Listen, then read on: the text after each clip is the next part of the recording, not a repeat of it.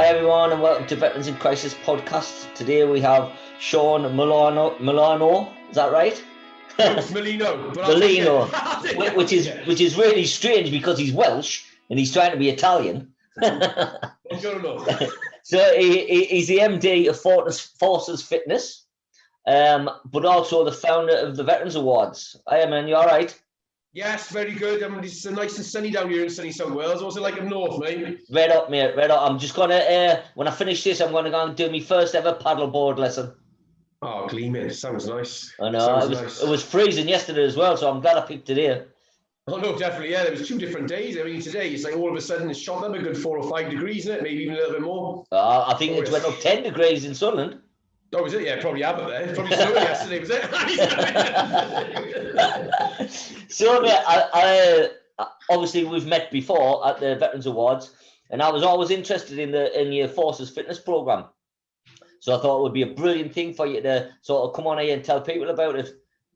Yeah, well, I think as well, like everything really, at the start of the lockdown, we go into lockdown a little bit, and the business was very service-driven, as it was, outdoor boot camps, military weekends, did a lot of work with corporate companies. That sort of the side of the business sort of just shut down overnight, really, and it hasn't started back. So we had to sort of use the famous word pivot, which you hear loads of people say, but we had to move direction in what we were doing. We've always worked within schools, colleges and universities. However, the focus now, since the pandemic, and the kids going back into school has been around about the primary schools, around health, well-being and building resilience, which I think we agree that primary school children need it. We all need it. I think those 3 words, health, well-being and building resilience, are going to be things that we should always focus on from a child right the way up to adulthood and then ongoing, really. So, but the program we designed in Wales is top-notch. We go into schools, we do a lot around teamwork, a lot around team building, very much around our military training, which we never had, around the team building type command tasks, probably less of the swearing, mind, but military style command tasks around the fitness side of it. But we also teach them health and well-being points, like around drinking water, how to stay active, and and get outside and exercise. And it doesn't mean beating yourself in a CrossFit gym. It means, like, for the youngsters, getting out and going for a walk with a dog, going out, go for a walk with your friends on the block. That is exercise. It doesn't necessarily pick up weights and hammering themselves. So it's trying to get that into their mind, really, of just living a happy, healthy life, but also cementing those drills about how you've got to work together to overcome problems. Because I think that is another message, whether you're talking mental health, physical health, so we need to work with other people sometimes to help us out and to talk through things when needed. I think you're exactly right. And teaching kids primary school age, them sort of things, it's brilliant, isn't it? That set them up for their whole life.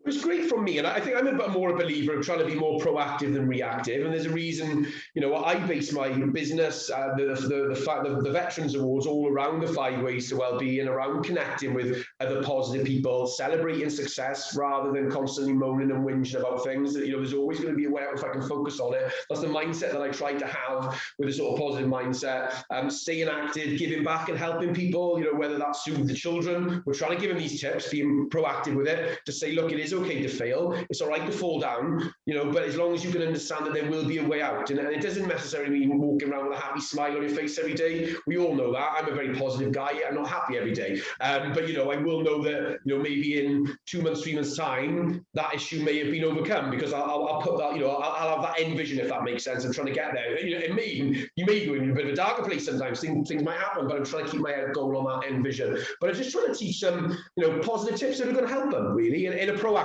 way rather than reactive, which I think will help everyone. I think fitness is a positive thing to have in your life anyway, isn't it?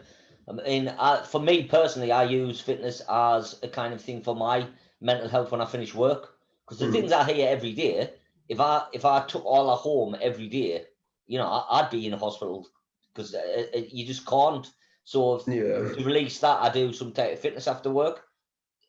A small bit might be a run. When the gyms were open, tonight I'm doing paddleboarding. It's just something to change my whole outset of my mindset, Honestly, exactly what you just said then, and I find it the same. I think running's probably the better one for me, even though I do like to do a little bit more weight, so I mix it up a little bit. But I find that when I'm doing training, or I've just got someone coming over here, and I'll train with someone, even though I'm a PT and got my own business, I'll listen to what they want to do. I'll just forget about it, and I'm following your workout, and they're like, oh, cool, we're good. And they'll set a workout, and I'll follow them, because I don't want to think about anything. I'm in meetings all the time, you're in Zoom meetings here, Zoom meetings this, trying to pull things, trying to talk to people then out on site, and I can imagine seeing with you busy, constant in, with all this information coming in, you're making notes, following up, and sometimes, as well as you, these drifts on into the night and the evening sometimes because you've got other things going on. So just to have that little bit of a release, whether it's, if you can get it once a day, with maybe 1 or 2 days off would be ideal. But, I would try and recommend at least 3 times a week if you can.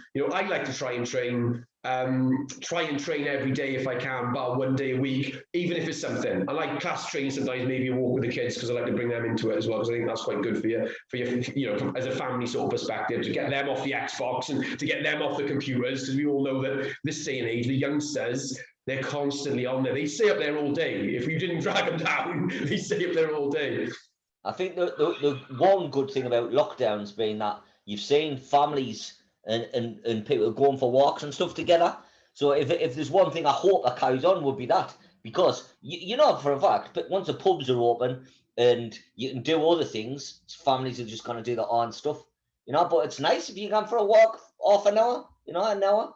I mean, you got to kill each other if it's longer than an hour. Let's be honest. I think it's nice to just get your kids out. I think again, because even though they'll moan and might not want to do it, the kids, and I found it sometimes, I'll take them to a walk to the forest, and sometimes the odd occasion we build a little den or something with some sticks, like a little bivvy type thing up. But they'll moan when they first want to go out. But when they're out there doing it, absolutely love it then. So it's just getting them over that little barrier, saying, come on, you need to get out and get some vitamin D3, get some fresh air, because you feel better. They feel better about it, and they come back in a good mood. Did you enjoy it? Oh, I loved it.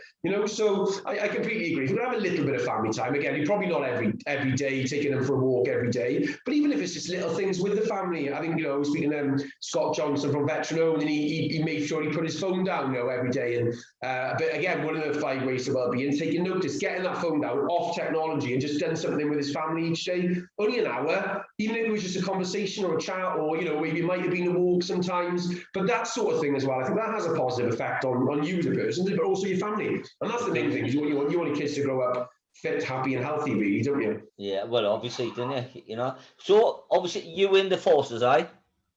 I was a PTI, one of the most liked people in the British Army. I was a PTI in the 1st Battalion Welsh Guards. So I completed my training back in a long time ago now for me. I think back in '99. Served 6 years with the Welsh Guards as a physical training instructor, and then transitioned, went to leisure management then. So I ran a few health and leisure clubs. You've got village hotels up by you, haven't you? The village hotels, I'm sure you have, yeah. So I set the one up in Swansea. So I was the first leisure manager for that, after doing a year with another hotel company called Accor. So they run like Mercure Holland House and stuff like that. So the Mercure hotels, have you got any of them Novotels up by you? So that sort of group, IBIS group. So I worked with them for a bit. Set up Forces Fitness. But at the same time, I was working for Little UK then as a store manager and a training academy manager. And then I probably made the jump nearly about 4 years ago now to full self-employment. But Forces Fitness has been running since 2008. So I was sort of running the business, but also had the sort of corporate role alongside it. But it was the best thing I think I ever done. That was just making the jump though, really, because towards the end I was getting a bit going into work not happy, putting the brave face on, not enjoying myself. But making that jump, doing something I love, was the best thing that I done. I don't think it's if you find a job that you love, it's just not like going to work, is it? It's not like, I mean, I work all the hours. I haven't got specific hours. I work every day, but I'm not bothered. I like coming into work. We made like the atmosphere in here, so you just have a laugh. You just have your dinner when you want. It's not like 9 till 5. And I worked for a charity before, and didn't matter what you did extra for them, you had to sit in front of your computer till 5 o'clock. I mean, and I always said to myself, if I had my own thing, there's no way I had to be like that, because it's give and take. So if you want someone to do something on a Saturday morning, say, you've got to let them go home early on a Friday or whatever.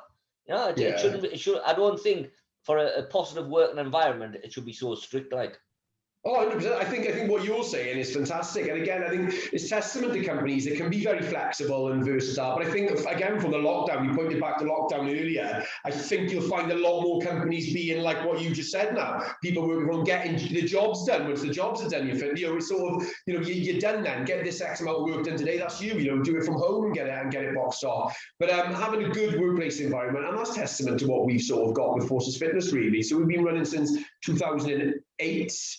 And we've, most of the guys have been with me now over 10 years, or about one. Do you know what I mean? So they've been with us from the start, which is mad when you think about it. That all those years they've worked alongside doing the training because they love it and they want to get back. They want to be doing the outdoor fitness. It's their release. Some people, it's their release sometimes, of getting back outside and training people and enjoying what they're doing. But yeah, no, I completely agree with you. If you find a job that you enjoy, try and get into it. And it's when I talk in universities and colleges, because I do some work with entrepreneurial for the Welsh Government, that I say to them, look, if you can find a career in an industry that you love, or you can set up a business doing something you love, take that over the big wads of cash any day. But when you're young, you tend to prioritize materialistic things like cars and houses and money over sort of happiness and time. Do you know what I mean? But I think I learned that quite early, because I learned that maybe around about 34, which I think is quite early to learn that. But I'm trying to pass that on to the youngsters to say, try and find something you love. It's easier. Life becomes easier because you've got to work happy every day, and you've got no time to work. It's much better for every part of your life. Much better. No bones about it. I was all about money when I was younger. All about money. It doesn't matter how much money I made. I wanted another quid on top of it. All the time. I always wanted that.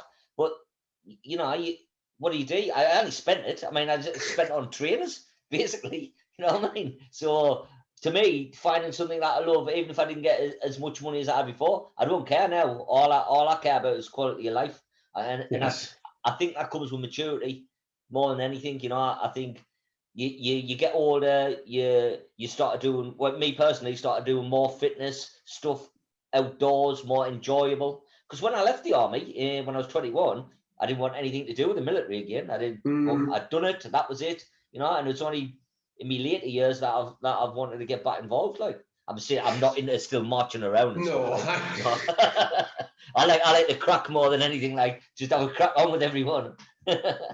I completely understand what you're saying there, though. So again, it's similar to you. I left the military, and I know that other veterans have got a similar story, that when they left, and I again left in 2005, 2006, I think it was. I didn't really, but that was it then. I was done, right? You're done because you're going to show them, I'm going to crack city street sort of thing. It was a bit like that, and there wasn't much. I think it's got better now engaging with the troops when you leave anyway, because of social media. There was no social media when I left, really. It was just kicking in then, 2005. It just started, but there was no digital phones, and that were maybe just coming out of that neck of the woods. So Facebook and stuff hadn't started. But I think really, I was sort of. It took me a while to re-engage back. But I'm so glad that I did. I'm so glad that I did, because in all fairness, what the military training, when I look back and I've got a bit older, the training, the PDI course, the first management course, which my junior NCO Carter and Household Division Parachute Regiment Central courses, those courses have sort of put me onto the platform where I am today. They were the first stepping stone, the first building block of the house, if you want to say. And each year the houses get slightly bigger, and you're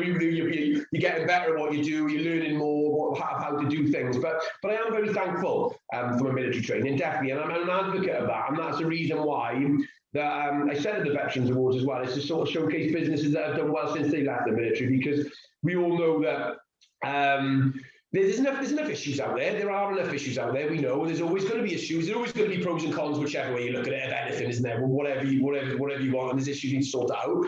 However, I just wanted to really try and showcase the veteran businesses and the people and the organisations that have done good things when they've left, just to promote, the positivity of the brand veteran, if that makes sense sometimes, because some people can be forgiven of looking at a veteran like, oh, poor veteran, everyone needs help and support, and some do, don't get me wrong, we do need to be there for the support network, but there's also loads and loads of veterans that are smashing it out there, that are doing amazing things, great support groups, and that's what makes me another element of me being proud. And so you talk about good things that make you feel better, is having set that up and taking it obviously to Wales, England, Scotland. I mean, hopefully we can have the face-to-face later on this year.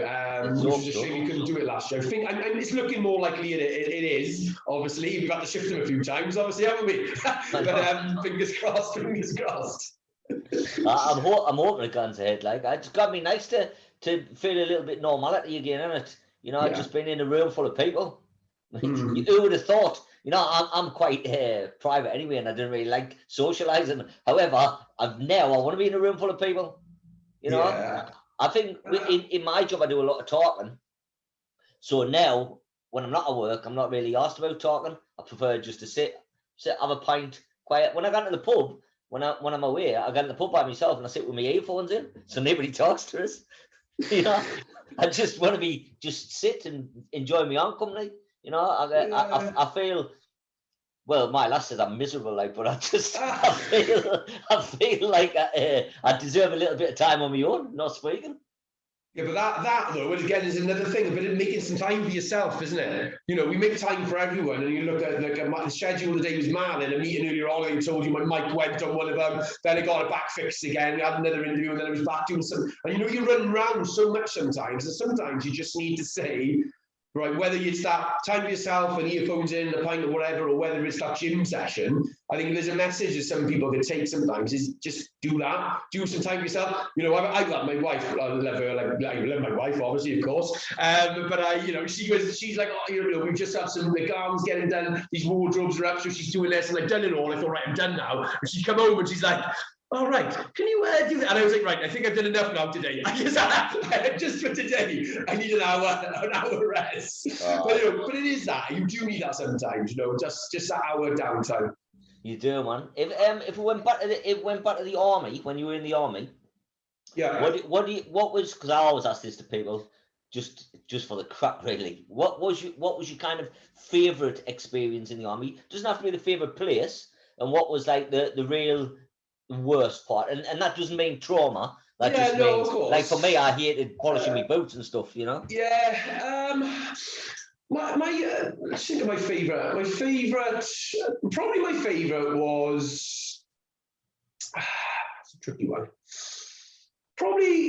Probably getting my distinction on my corporal's course, which I think was nice. So I got a distinction on that, which was nice. And for me, it felt, you know, it was lovely to be, you know, top student on the course, which was great. And you know, and obviously there's a lot of other students, 3 parachute battalions, all household division guards battalions, and to get that was a moment of being very proud. My toughest moment, or probably for me, was coming off selection for the SAS on the last day of Hills. You know, it was 40k from the end of Hills phase, and we've had a bit of downtime, and coming off with a fracture on my tibia, stress fracture on my tibia, but being so close to the end on the last day of Hills, thinking, oh, do you know what I mean? It was just like the deflation and thinking, oh my God, you know, getting there. But on the flip side of that, was that if I had gone on and potentially gone on and past the next phase, then I probably wouldn't be doing all the stuff that I'm doing now, because I probably would have been off somewhere else doing stuff. So I believe things happen for a reason, and karma, and you know, but that's probably the moment that I did. At the moment, I was really gutted. You know, just like you think, oh my God, like. But you know, again, I'm quite positive. It didn't take me long to try and turn it around and think of other things. But that was probably the bit where if I look back and think, you know, and if I think of things in my head sometimes, you know, when you're lying there, because they still stick in my head years to come. If I'd have worn different boots, was it my fault if I'd have done this? Do you know what I mean? Because even now, which is mad, so that must be one of the moments that has played on my mind, because sometimes it still does now, randomly, like, you know, years later. It's like a determined moment in your life, isn't it? It sort of changed your path in some ways, but by just that one incident. You know, I mean, I had a incident where when I was in Northern Ireland, and that changed. Like, there was a terrorist attack, and that changed my sort of outlook, not only on the army but on life in general. When I was foolish enough to be 16 to join, and thinking, if you get killed, you're a hero and all that, and that just isn't true. You know, you remembered for 20 minutes. You know, your mates might remember every year, but I think that's just being less mature, and not, you know, that's just not an adult thing to think, is it really? I mean, I thought that I would, even though I'd left the army, even when I'd left, I thought it would be a miracle if I lived till I was 25. Honest to God. And once I got to 25, I was like, I can't believe I've made it to 25, you know, and that's it. And now I'm double that. You are, don't look it. 50-year-old now. God, Yeah. I'll probably get knocked out on the way home now. I think you're right, though. I think you're right there. I think that when you're younger as well, though, you're old. And I think that the military, bear in mind, it's pretty much a young man's game, isn't it, in all fairness? It is a young man's game. But I think you're pretty much that, you know, the way you're trained the best, you know, when it's put into you whatever regimen you're sort of in. And I think that you're less scared in life in general. You know, you sort of throw all caution to the wind. You sort of, that is pretty much, I think, the average British soldier is, you know, they would do that, and they would lay their lives down if need be, and that's what, and that's probably what makes the British Army, you know, one of the best in the world. Really, we're highly trained for what we are, and I think when you look at other nations sort of training, you know, by way of, you know, basic training and how long it takes to get trained, you know, we got one of the longest training programs for our soldiers and sort of Royal Marines out there as well. So. Yeah, you know, it's one of those things. I love the military. Had those couple of years out, similar to you, mate, exactly similar to you, sort of right on the Crack City Street. But then once I re-engaged and do the things which I'm doing back now with them, and, you know, sponsor the boxing team, Forces Fitness, very military rated. Obviously, we use military personnel to deliver our sessions. Veterans Awards is about promoting the veterans. So everything I'm doing really now in business or pleasure or, you know, the sort of not-for-profit is all in relation to the military, but all positive stuff as best I can. You know? That's the way my life's turned out now. Everything involves veterans, everything I do. So when I set Vix up, I picked all the things that I enjoyed. So like the outdoor activities, the fitness, that sort of stuff. Just thinking if I enjoyed it, other veterans would have. And all I really liked from the army was the banter, the crack. And you can't have the same sort of thing because in Civvy Street, you offend people with the stuff there. So Vix, we only sort of employ veterans. So you have to be, apart from me in the whole organisation, you have to be a client, then a volunteer, part-time, then full-time. So basically everyone's got the same mentality. You know, you cannot really offend anybody in here because the stuff that gets said in here, man, it's you know, if there's other people who was ever listening to, I can imagine. You know, that's you know, that's the best thing about the army. Well, the best thing about the forces, because we help everyone. Unfortunately, we have the RAF and the Navy. So, you know, the crack's just the best part about it, isn't it? No, that's it. And that is one of the things, whatever service you're in, you'll always have the banter between them all, whether it's Guards, Paras, Marines, Paras, RAF, Navy, everyone ribbing the RLC for a little bit, or you have it all, but the banter and the patter. But no doubt, listen, we need them all, don't we? We do need them all, you know, at elements of it, we do need them all. But that banter, and like you have to look at Fill Your Boots a little bit if you ever, you know, that Alfie's Usher site on Facebook. I don't know if you've ever seen that sometimes. The banter, it is a little bit like that, but you couldn't do that in a normal civilian. There's no way. With the policies and procedures now, it just wouldn't happen, would it? You couldn't do it. No, you couldn't. I mean, I say some mad things in because I forget that because I'm so used to talking like that. So in Zoom things and that I say, and you can see people's eyes widen and think you shouldn't have said that. Like, you know, I mean, no harm about it. I'm just so used to it now. I'm so used to coming to work every day and everyone from the moment we're open to the moment we're shut. It's just a laugh. But if you're having a laugh and having banter, and that's making your workplace environment all happy, do you know what I mean? And the meaning, as long as nobody, you know, this day and age, it's all about offence. If someone takes offence, but if nobody opposite is taking offence, so they all know it's banter and a crack, then you're supposed happy days, isn't it? That's the main thing. Well, that's it. As long as everyone's happy, you know, that's all I'll try. Because I mean, some people come in here suicidal, you know, and if people can cheer them up, you know, what's the harm in that? You have a laugh because you know yourself. When you're in there, the bad things that happen, everyone just laughs about. You know, whether it be nerves, whether it be anything, you just laugh about it because that's all you can do. Because if you start tapping it all on board, man, you wouldn't survive, would you? No, I agree. Yeah, and it is dark. It's dark humor. Dark humor. I think that's why you need a certain type of person to join the forces, isn't it? You've got to have that, like, because you wouldn't survive in the forces if you were all politically correct and you can't. You couldn't be too straight-laced. You're right. Yeah, it would probably fry your brain too much. You just wouldn't. Yeah, you wouldn't be. I don't think you'd be able to compute it. And like you said, some dark times and you're laughing. And I can remember watching when the boys broke his leg, and like the boys were standing around laughing. You know, it's just like laughing. Oh, look at this donut. Look at this donut. You know, it's like, Oh, better help him. We better help him. You think that, didn't you? It's mad, like, because somebody's seriously injured, but it's just funny because you know they'd laugh at you if it was you. Yeah, they would. Even more so if it was me in my little PTI vest and I broke my leg. I know they'd be laughing at me. Oh, brilliant. So, what have you got planned for the rest of the day, mate? Well, today, so just before this, I stepped off at a couple of meetings and a quick S&C workout. So I'm going to go for a 2-miler. I'm going to go for a 2-miler, just general jog around the block. I'm going to come back and I've got I'm sealing the patio. So we're having a bit of work on the back. We've jet washed the tiles. I'm going to go and put the sealer over it and we're going to blow up the swimming pool then, I think, next week if the weather stays nice. Yeah, she's got you working, hasn't she? She's got you proper grafting, man. She has me grafted. To be fair, she does have me grafted. She does have me grafted. She's a hard taskmaster, man. Wouldn't change it for the world. I love my wife if she's listening anyway. Hey, mate, honestly been great. Come on again. Definitely come on again. And you're welcome in Sunderland at any time. We've got a flat in the ARV. You can stay there. You know, come and have a look around and stuff anytime you want. Brilliant. No, thanks, mate. It'd be great to get up there, up north. I think we're up in Birmingham and we're coming next year, but it'd be good to get something up north. And I know there's a lot of things. I think Mal's got something going on up there, hasn't he? With the Pathfinder Awards thing, or maybe have some dinner or something soon. So I have no doubt that I will be up there at some point, 100%. Excellent. Thank you very much for coming on, mate. No, thanks for having me. It's been a pleasure. Oh, yeah, I've been Canny Crack. See you later. Bye.